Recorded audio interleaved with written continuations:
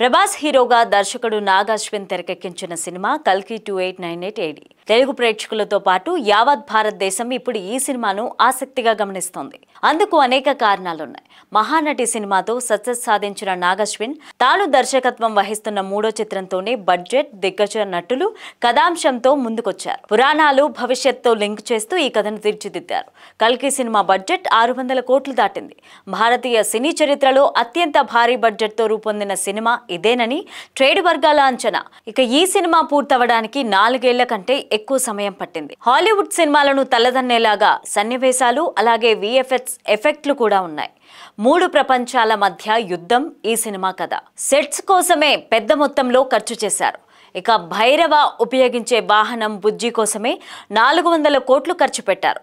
Mahindra research valley టీంతో పాటు కోయంబత్తూరులోని JM auto engineering నిపుణులు ఈ సూపర్ కార్ను రూపొందించారు. ప్రేక్షకులకు హై క్వాలిటీ చిత్రాన్ని అందించే ఉద్దేశంతో భారీగా ఖర్చు చేసినట్లు చిత్ర బృందం తెలిపింది. కల్కి 2898 AD సినిమా కథ 3 ప్రపంచాల మధ్య సాగనుంది. భూప్రపంచమంతా వనరులను కోల్పోయి నిర్జీవమైన దశలో కాశీ పట్టణాన్ని చూపిస్తారు. అన్ని వనరులు ఉండే ఆకాశం కోసం కిలోమీటర్ల పరిధిలో కాంప్లెక్స్ ను డిజైన్ చేశారు. సర్వమతాలకు చెందిన శరణార్థులు ఉండే ప్రపంచంగా శంబాలాను చూపించారు. వీటి అవుట్లుక్ మొత్తం విఎఫ్ఎక్స్ లో చూపించారు. ఇందుకోసం 700 విఎఫ్ఎక్స్ షాట్లు ఉపయోగించారని సమాచారం. ఇక ఈ సినిమాకు కల్కి 2898 AD అని టైటిల్ పెట్టడం వెనుక అద్భుతమైన లాజిక్ ఉంది. మూవీ ట్రైలర్ ను గమనిస్తే ఓ వ్యక్తి మాట్లాడుతూ 6000 సంవత్సరాల కిందట కనిపించింది, ఇప్పుడు ఆ పవర్ వచ్చిందంటే అంటాడు. 2898 నుండి 6000 సంవత్సరాలను తీసేస్తే వచ్చేది 3102. ఇది కృష్ణ పరమాత్మ అవతారం ముగిసిన సంవత్సరం. అంటే 2898 ADలో మళ్ళీ మహావిష్ణువు కల్కిగా అవతరించబోతున్నాడు అంటూ 6000 సంవత్సరాల్లో జరిగిన పరిణామాలను కూడా టైం ట్రావెల్లో రూపొందించడంలో చూపించనున్నారు. ఇందుకే విడుదల చేసిన కల్కి థీమ్లో చూపించిన శ్రీ మహావిష్ణువు అవతారాలు, చంద్రబోస్ అందించిన సాహిత్యం విశేషంగా ఆకట్టుకుంటున్నాయి. ఇక కల్కిలో అశ్వత్థామగా అమితాబ్ బచ్చన్, సుప్రీం యాస్కిన్ గా విలన్ పాత్రలో కమల్ హాసన్ నటించారు. వీరిద్దరూ 40 ఏళ్ల తర్వాత మళ్ళీ ఒకే సినిమాలో కలిసి నటిస్తున్నారు. 1985లో వచ్చిన గిరాఫ్తార్ సినిమాతో అమితాబ్ బచ్చన్, కమల్ హాసన్ కలిసి నటించారు. ఆ సినిమాలో రజనీకాంత్ కూడా నటించారు. ఇక కమల్ హాసన్ సుప్రీం యాస్కిన్ పాత్ర లుక్ కోసం అనేక టెస్టులు చేశారు. చివరకు లాస్ ఏంజల్స్ వెళ్లి హాలీవుడ్ సినిమాలకు పనిచేసే మేకర్స్ ని మేకప్ నిపుణులతో ప్రత్యేకంగా తీర్చిదిద్దారు. ఇక అశ్వత్థామ పాత్రలో నటిస్తున్న అమితాబ్ బచ్చన్ వయసు 81 ఏళ్లు. టీం మొత్తంలో కూడా అత్యధిక వయసు కలిగిన వ్యక్తి ఆయనే. అశ్వత్థామ మేకప్ వేయడానికి 3 గంటల సమయం పడితే మేకప్ తీయడానికి 2 గంటలు పట్టేదట. అంతేకాదు ఆ వయసులో యాక్షన్ సీక్వెన్స్ కోసం అమితాబ్ చాలా కష్టపడ్డారు.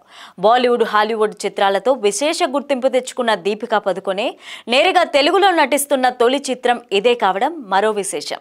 అంతేకాకుండా అలనాటి అందాల తార శోభన దాదాపు 18 ఏళ్ల తరువాత చేస్తున్న తెలుగు సినిమా ఇది. మరియం పాత్రలో శోభన కనిపించారు. ఇక ఈ సినిమాలో కొన్ని సర్ప్రైజెస్ కూడా ఉన్నాయట. నాని, దుల్కర్ సల్మాన్, మృణాల్ ఠాకూర్, విజయ్ దేవరకొండ లాంటి కొందరు యువ నటులు కూడా అతిథి పాత్రల్లో నటించారు. అలనాటి దర్శకుడు సంగీతం శ్రీనివాసరావు కూడా ఈ సినిమా కోసం పనిచేశారు.